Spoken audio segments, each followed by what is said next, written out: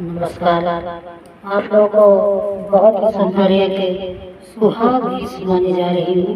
आप लोग को कैसा लगे कमेंट करके बताइएगा।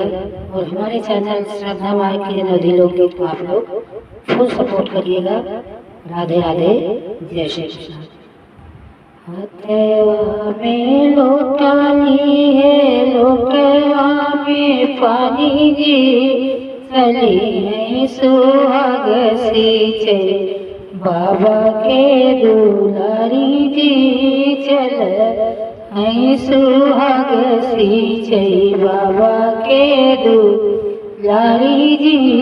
गिरी गईले लोटवा ढरकी गईले पानी जी, सुसुकी रोई बाबा के दुलारी जी, सुसुकी रोई बाबा के दुलारी जी।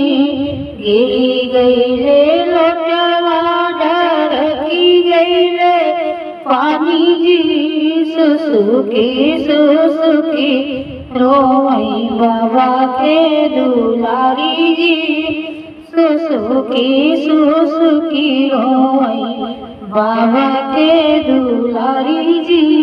घोरवा चढ़ावई ससुर के पुत जी, कौने गुना रोवत बाटू ससुर के दुलारी जी, कौने गुना रोवत बाटू ससुर के दुलारी जी।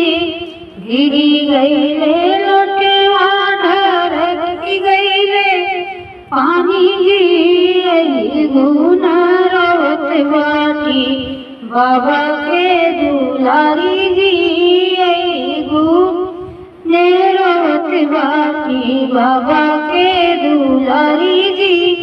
नदी दे मई चढ़े कीत भरी दे मई पानी जी, लहरा न लगी है सुहागे कई कियारी जी, लहरा न लगी है सुहागे के कियारी जी। हथवा में लोटाली है, लोटवा में पानी जी, चली है सुहाग सींचे बाबा के दुलारी जी, चली है सुहाग सींचे बाबा के दुलारी जी। जय श्री कृष्ण, राधे राधे।